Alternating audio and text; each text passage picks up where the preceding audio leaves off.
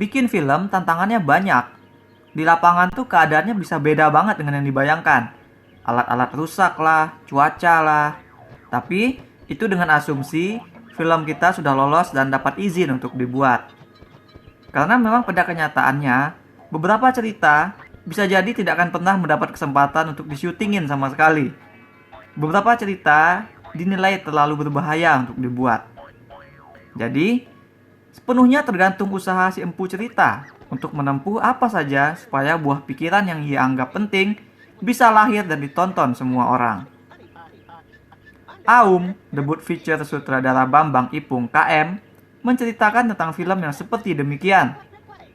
Lewat gaya mockumentary yang bernada humor meta, Bambang menunjukkan kepada kita bagaimana sekiranya tantangan dan sukarnya membuat film yang menyuarakan reformasi pada awal era reformasi. Kenapa aku pakai kata sekiranya? Karena walaupun kita sudah mendengar betapa opresifnya pemerintahan di zaman reformasi tersebut, dan di IMDb, film ini katanya malah film biopik. Nah, tapi yang disajikan oleh film ini, lewat gaya penyampaian yang dipilih, tidak pernah membuat ceritanya tersebut terasa realistis.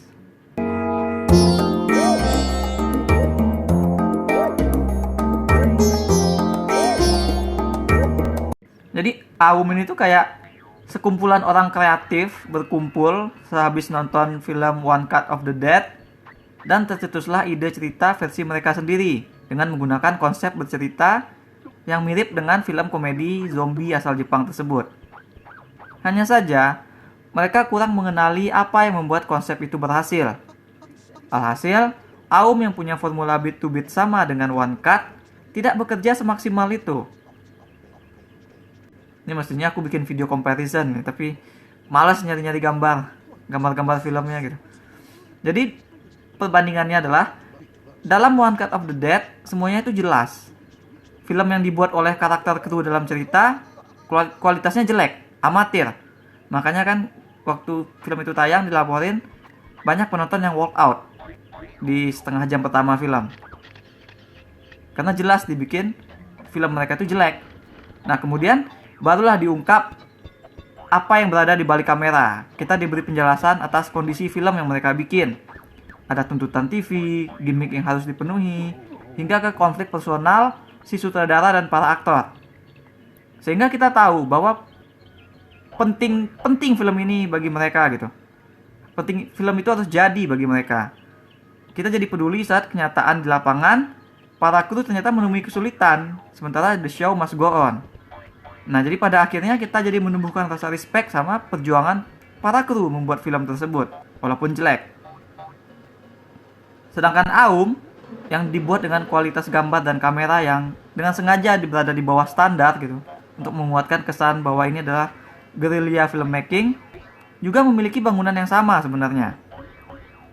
Ceritanya tuh dimulai dari kejadian yang ternyata bukan kejadian nyata, melainkan film yang bercerita tentang mahasiswa aktivis yang dikejar-kejar aparat, yang dia rapat dengan teman-temannya, dia menyuarakan ajakan untuk melakukan gerakan reformasi. Lalu ada adegan yang memparodikan tindakan pemerintah terhadap gerakan mahasiswa tersebut. Nah, lalu setelah itu kita dibawa melihat ke proses belakang layar, ke syuting film tersebut gitu. Dan lalu film ini pisah dari One Cut. Di babak akhir Aum ada twist dimasukkan.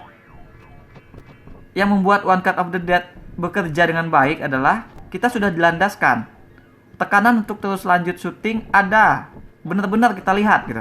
Urgensinya kuat karena ada batas waktu dan gimmick One Cut itu sendiri.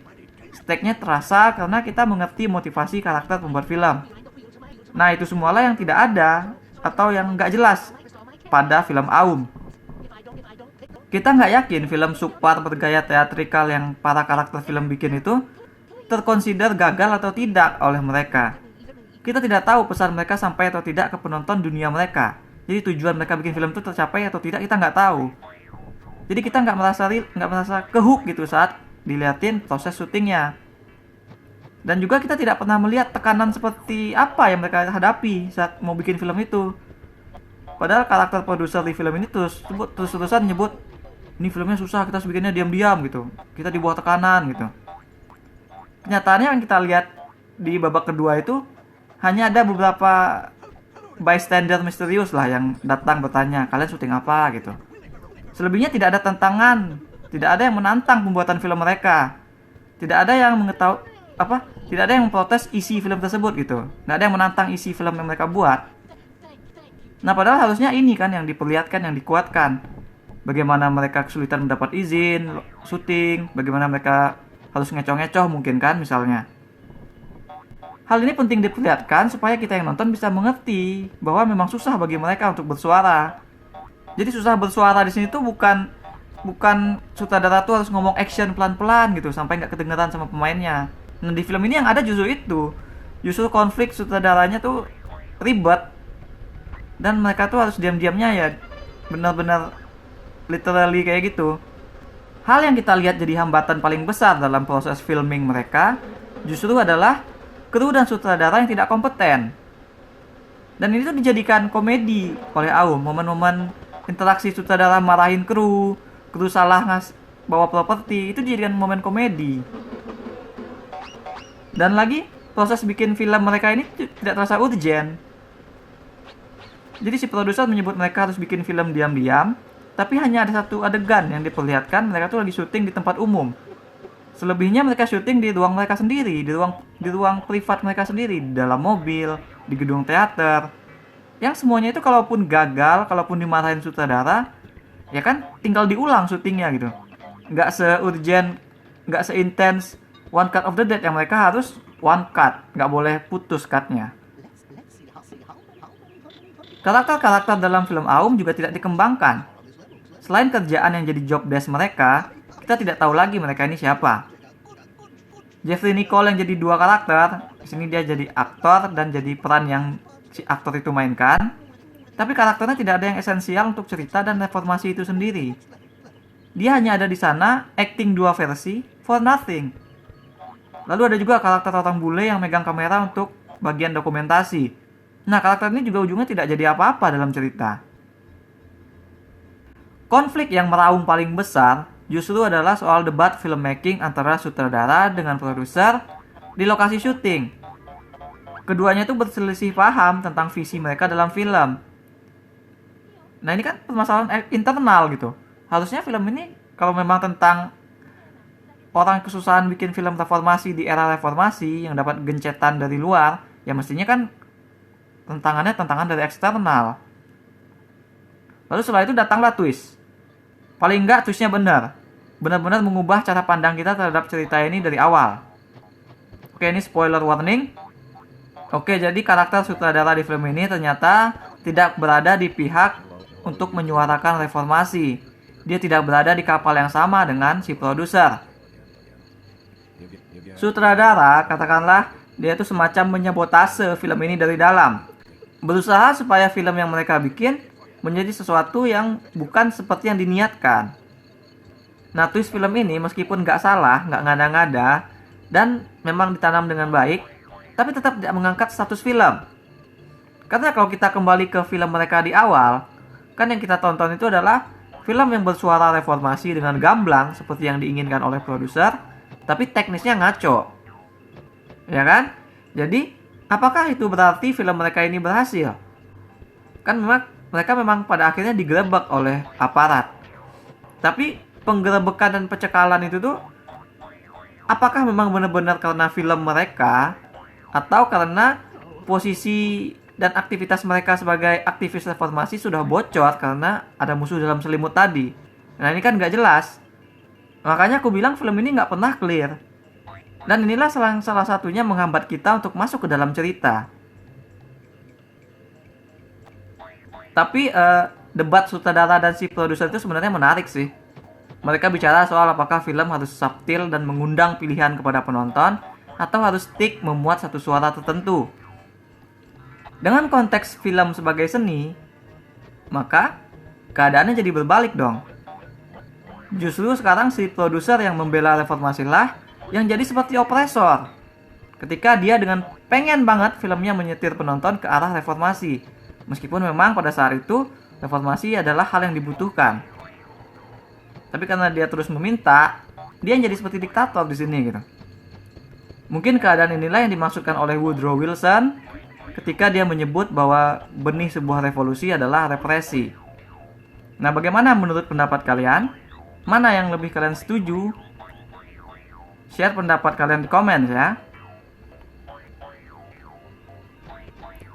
Dan itulah mungkin sebabnya kenapa film yang mereka hasilkan itu ya jadi konyol.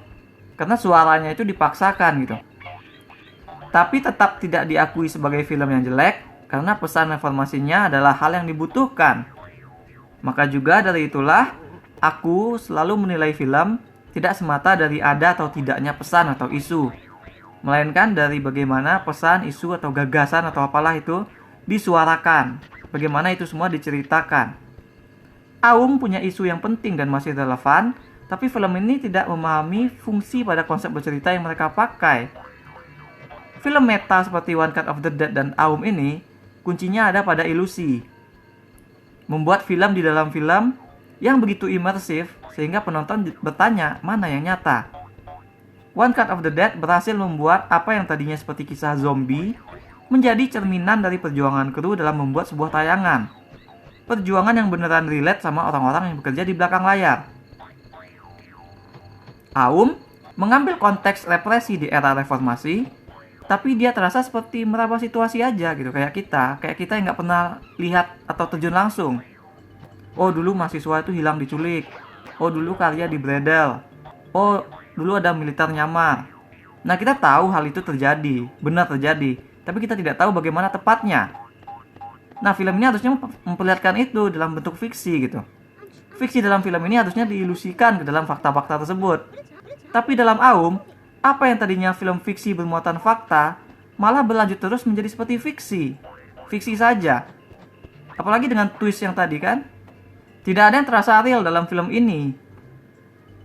Interaksi dari para kru juga terasa dibuat-buat. Karena hanya dijadikan komedi tentang atasan yang galak kepada bawahan yang dogol. Jadi ya, perbandingan yang aku lakukan di sini tuh bukan semata untuk mengatakan bahwa film ini meniru atau apa, melainkan untuk melihat bagaimana sebuah konsep seharusnya memenuhi satu fungsi. Si One Cut of the Dead adalah contoh ketika konsepnya benar, sesuai fungsi gitu. Sedangkan Aum ini terasa menggunakan konsep hanya karena konsep itu keren dan bekerja pada film lain. Karena pada saat kita menyaksikan, konsep pada film ini tuh tidak banyak menolong cerita. Alurnya terasa semakin mengada-ngada. Isinya dari acting teater yang kaku ke adegan orang yang debat marah-marah. Gitu doang, kita tidak peduli sama karakter-karakter karena tidak dikembangkan, melainkan disimpan untuk twist.